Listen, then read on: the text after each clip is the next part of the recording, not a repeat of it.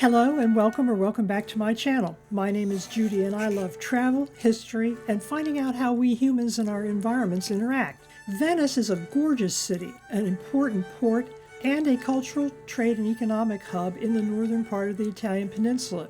It actually started out as a port for another settlement for the Roman city of Padua, which is located about 35 miles inland from here. In the Middle Ages and the Renaissance, thanks initially to trade, Venice became a major financial and maritime power player. It developed a unique government and an ability to move and change with the times when it needed to. The city grew rich from banking and international trade, and that experience is reflected in much of its architecture that we're going to see today. The music you're listening to is by an Italian composer named Claudio Monteverdi. Claudio was a composer, a choir master, and a string player who helped transition music from the Renaissance to the Baroque forms. He's particularly noted for his operas. This is a toccata from his opera Orpheus. He was a choir master right here in the San Marco Basilica. If you'd like to learn a bit more about the background of the city, including its history and its flooding problems, check out my WordPress blog. The link will be in the description box below. Meanwhile, let's take a look at the San Marco area of the city today on the Armchair Traveler. The earliest settlement here were on the islands of Torcello, Murano, and Lido, which was then called Malamocco. According to tradition, the original population consisted of refugees fleeing successive invasions by the Huns and Germanic tribes from the mid-2nd to the mid-5th centuries in the Christian era.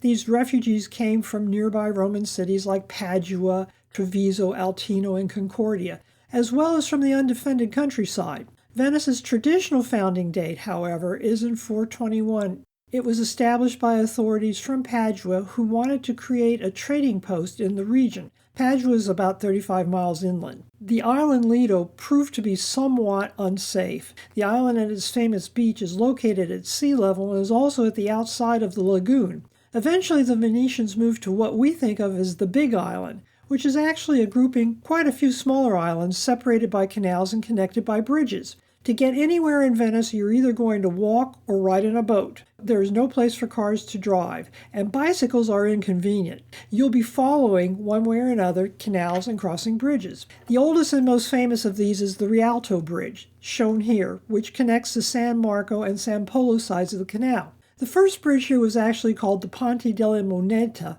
The word seemed to mean coin bridge, but I have no idea of the derivation. My guess is that it somehow refers to the banking already taking place in the area, and it dated from 1173. It was replaced by a wooden bridge that featured ramps on each side. This was an important point, not just for walkers with bad knees like me, but also for the carts hauling goods from one side to another in 1255. The center section of the bridge could move, so taller ships could actually pass underneath it. That wooden marvel apparently burned and was replaced by what you see here today in 1591. Like the bridge you see today, it featured ramps, but the movable span disappeared. This painting of the Rialto Bridge comes to us from that most diligent of the painters of the city, Giovanni Antonio Canal, commonly known as Canaletto.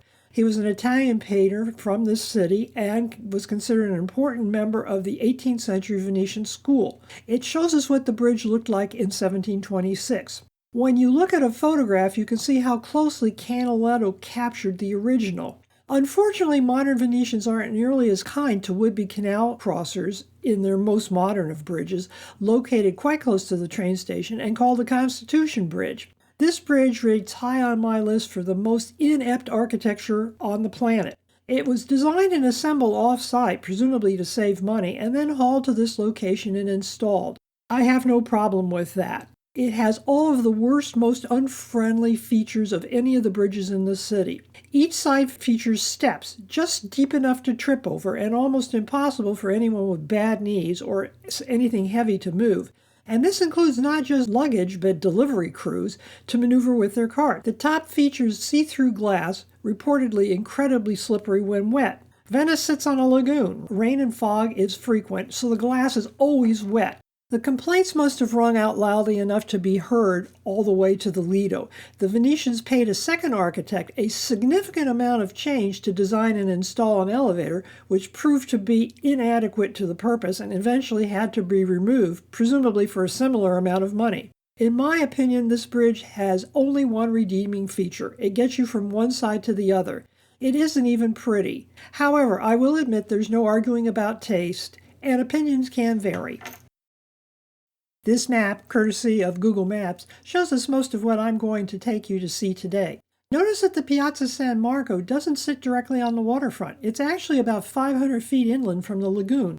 I marked the distance for you with a red line. Even so, the area is at sea level and below sea level during high tides. Twice daily flooding has been a fact of life since this area was first settled, and serious floods return with every storm. Every high tide, until recently, water backed up into the storm drains and flooded this entire square.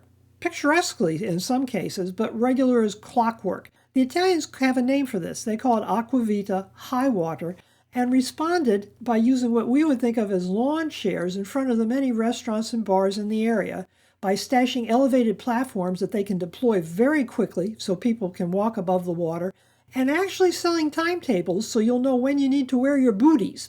Unfortunately, these tactics didn't completely solve the problem, which is getting worse.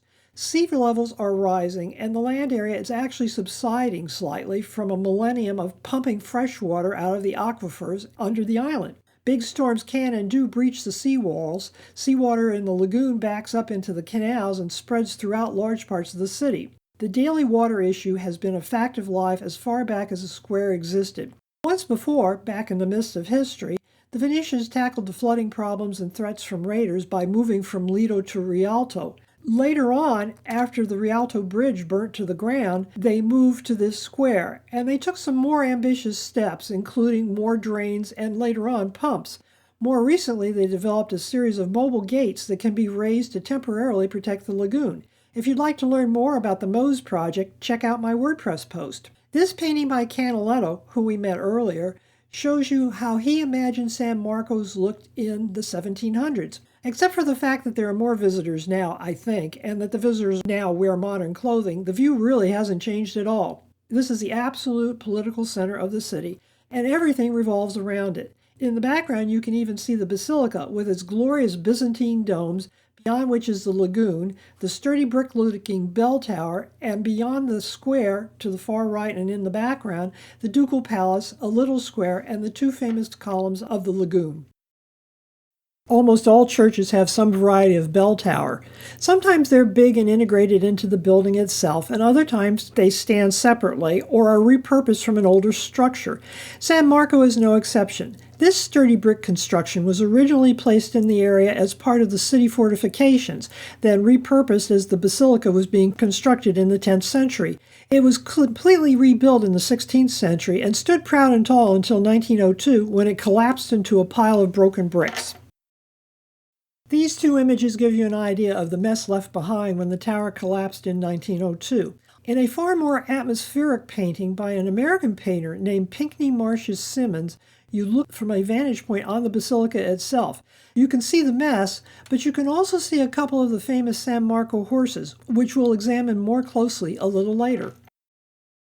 Venice sits on a lagoon. Brick is a handy building material, can be made locally, and can be quite decorative, as it is, for example, in the multicolored designs built into the facade of King Henry VIII's palace at Hampton Court. It can also serve as a more austere background for other decorations, as it does here. On the left, you can see the Campanile's topper, an embossed figure of Gabriel that doubles as a rotating weather vane. The original statue was put here when the tower was rebuilt in the 16th century. When the tower collapsed in 1902, they were able to dig the bits and pieces out and recompose it into a single piece. Gabriel is here to represent a messenger and a kind of connection between heaven and earth. On the right are two more decorations, one of the lions, which are the symbol of the city, and a second, a female figure of Venice as an allegory of Lady Justice. She is sitting on a throne that is composed of one of St. Mark's lions. This is the main facade and entrance to San Marco, one of the most famous churches here in Italy. It doesn't look at all like other churches that we've seen on this trip. The Basilica is dedicated to and said to hold the remains of San Marco himself. It began as a private chapel as a part of the Doge's original palace and is connected to the Doge's palace, as we'll see in a moment. A casual glance at the exterior, replete with Byzantine-style domes, Romanesque and Gothic elements, shows us the reach of the knowledge of the designers and the builders. Venice was a world trading capital, and their travelers ventured far and returned, not just with ideas, but sometimes with stuff in the form of artifacts. This building was actually modeled on a 6th century church, Church of the Apostles in Constantinople. The building you see here is third to sit on the site. The first was built around 829, actually to house the relics of St. Mark. Like the campanile we just looked at, it was originally faced mostly at brick. Over time, the facade and the interior walls were upgraded with marble, mosaics, paintings, columns, statues, and more. The 4 horses that you see above the main entryway, which we'll look at in detail in a few minutes, and the statue of the 4 tetrarchs were looted by the Venetian crusaders and brought back, along with considerably more loot and gold, at the end of the Venetian crusade in 1204. On the left, you see a detail of the winged lion and San Marco himself on top of the basilica. While the angel Gabriel might have been the top of the bell tower, the basilica gives pride of place to its namesake. Mark was an evangelist and the author of the 2nd book of the New Testament. He eventually set out for Alexandria in Egypt and made a stopover here on his long trip. Apparently, he received a prophecy that informed him that he would eventually die in Alexandria, but would finally be interred here in the city. Mark did die in Alexandria around AD 68, one of the many victims of Emperor Nero's persecutions of Christians, and he was buried there and venerated for a very long time. It wasn't until AD 828 that the body was removed to Venice. Mark became the patron saint of the city, displacing the original patron saint named Theodore. Theodore was a warrior saint and an early patron saint of the city when it was fighting for its survival. On the right, we see a portrait of the 4 tetrarchs, a porphyry sculpture group of 4 Roman emperors that dates back to 300 AD. Each one is shown in Roman imperial dress, complete with a sword. The tetrarchs, they are here in 2 pieces, each with 2 figures, have been attached to the basilica since the Middle Ages. The best guess is that these worthies were among the artwork looted by the Venetians during the 4th or Venetian Crusade and brought back to Venice in around 1204 or soon afterwards, along with the horses. They form part of the decorations of something called the Philadelphian in Constantinople, a public square in the center of the city. Take a closer look at the lower right-hand side of my photograph of the emperors, and you'll see a white area. One of the emperors is missing part of a foot and an ankle, which were apparently damaged when the Crusaders whacked the statues from their original support. Virtually every surface outside and inside the basilica is covered with marble, mosaics, and carvings. I read that it contains more than 8,000 square meters of mosaic covering the walls, the vaults, the floors, and the cupolas of the basilica. They were applied over some 8 centuries. The image on the top left shows us a mosaic depicting the theft of St. Mark's body from Alexandria. The story goes that the 2 Venetian merchants smuggled the relics back to Venice, wrapped up in lard as a way to ward off the nosy Muslim inspectors. Islam had been imposed on Egypt some 2 centuries earlier, and a Muslim would never willingly touch pork. Just beneath that, you see a second mosaic, this time showing us a procession moving St. Mark's relics into the basilica itself. The interior mosaics have taken far less damage over time and are consequently somewhat brighter. The one shown here sits above the narthex and shows us various tales from the Old Testament. Of course, I can't show you everything in the basilica. I think it would take months of intensive study by someone with far more time than I had on this visit to even hit the highlights. My family raised horses, harness, draft, riding, so I zeroed in on the nags. These are the famous San Marcos horses. You'll recall I pointed out earlier that much of the decoration of the basilica had been plundered by crusaders returning to Venice after the 4th Crusade. This is a quadriga. The name refers to a 4-horse cart that was used in chariot racing. The horses were brought back after the sack and looting of Constantinople in 1204. This was the high point, or low point, depending on your point of view, of the culmination of that 4th Crusade. The horses were installed on the facade of the basilica, fairly high up. What you can see today are replicas, where the Venetians fondly imagined they'd be safe, and they were for centuries. Napoleon looted them, however, in 1797. Napoleon's idea was to put them on the Arc de Triomphe back in Paris, but in 1805, France was actually forced to return them. They stayed outside for quite a while, but are inside now to protect them from the elements. Even so, you can still visit them in person, which I did. I think the most interesting point about them is that they actually survived. Most of the bronze in Constantinople was melted down by the Crusaders. I took this photo from inside the Basilica, capturing a view not just of the horse, but of a Renaissance tower dating from 1499, and our next stop. This is St. Mark's Clock Tower. It's newer than the Basilica, the Campanile, or even the beginnings of the Doge's palace, and it actually dates to 1497. The clock displays the time, the phase of the moon, and the dominant sign of the zodiac. The topper features two bronze statues called the Moors, who strike the hours with hammers on a bell set in between them. The idea is for them to show the passage of time, the one on the left being much older than the one on the right. The one on the left appearing to be much older than the one on the right. The age of the Moor on the left appearing to be much more. The age of the Moor on the left appearing to be far greater than that of his companion on the right. The bell is original. Below the Moors is a relief of the winged lion standing on top of an open book. The Republic of Venice developed an important idea of governance, which has stayed with us to this day. It was the notion that a single leader could serve both ceremonial and official functions without the requirement that the job be passed down to the leader's heirs. The Venetians developed that idea as early as the 7th century when they elected their first Doge. The word comes from Latin and means duke. This person was allowed to stay on the job but could be kicked out until he died. But when he did die, their government got together and elected a replacement. They held on to this idea for over 1,000 years until the last Doge was forced out after the city fell to Napoleon. The Doge's palace that we're going to visit today actually reflects this dual role. One person was the head of state, mostly ceremonial, and the head of the government. It was home not only to the Doge and his family, but also what I'd call government house.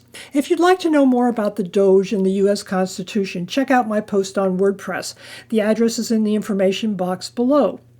The building you see today is by no means the original ducal palace. That was probably located somewhere on the Lido, although no trace of it remains today. Before those residents skedaddled to the slightly safer island in the lagoon and built a palace near the Rialto Bridge. That one burnt to the ground when the bridge burnt to the ground, and they then decided to move to the San Marco area next door to what would become the Basilica in 810 AD. They repurposed a fortress in the area initially. The building you see today began construction in 1340 and has been modified and rebuilt many times since then. This is the Porta della Carta, which means something like letter or paper gate. It was the ceremonial entrance to the Doge's palace and dates from 1438. Theories vary on how it got its name. Some say that scribes worked here, busily scribbling and doing government business. Others suggest that the government archives might have been located nearby. The image you see in the close-up of a man and a lion is not, as I had first guessed, one of St. Mark. It's one of the Doges, a man named Francesco Foscari. The image is supposed to represent the Doge's submission to the patron saint of Venice, but I think it's just as likely the Doge had a second purpose. Foscari was the Doge when the sculpture was made and installed, and I think he wanted it to represent his power. He might have intended it to represent his power and control, but in fact, he was eventually forced to resign his position in 1457. It turned out he wasn't quite as powerful as he would have had the people believe. Beyond this gateway, and just visible in the long view, is a gigantic stairwell, actually called the Scala dei Giganti. It dates from the 1480s and it gets its name not from the size of the stairwell, but from two statues, one of Mars and one at Neptune at the top. Mars was the god of war, Neptune was the god of the seas, and Venice believed it had conquered each. I'm going to show you just one image from inside the palace, which appealed to me because my husband is a military historian. This painting is of the Battle of Lepanto in 1571. The artist was a man named Andrea Michieli, who was known as El Vincentino. In the 1570s, the Ottoman Empire was still a power player in the Mediterranean Sea. Suleiman the Magnificent had made it to the gates of Vienna, but had failed to take Malta in the first siege of Malta in 1565. The defeat was humiliating, but the Ottoman Empire wasn't finished yet. Suleiman was succeeded by one of his sons, a man named Selim II, sometimes referred to as either Selim the Blonde or Selim the Drunkard. I don't think either nickname, particularly the drunkard one, was a compliment.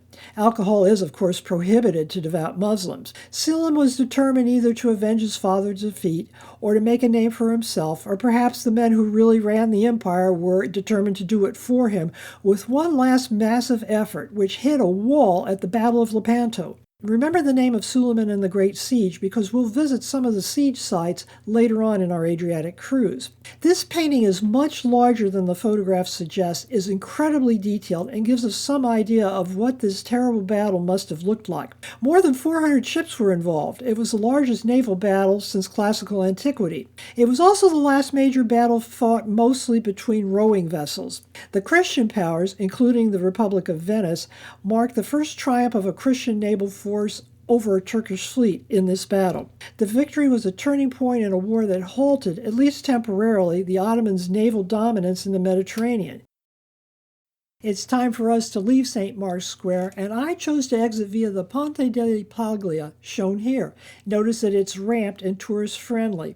Even though it was dry when I visited, the duckboards were stacked up and ready to be set up in case of a flood. The bridge is always crowded because people want to photograph themselves in front of the Bridge of Sighs, which connects the Doge's palace, the law courts on the left, with the prison. It got its name from Lord Byron about 2 centuries later when he was here as part of his grand tour. The romantic story is that prisoners condemned to jail got their final view of free Venice through those windows. It's also part of a romantic Venetian legend. The story goes that if a couple hires a gondola and kisses under the bridge at sunset, they will be granted eternal love. Who knows? Perhaps they will.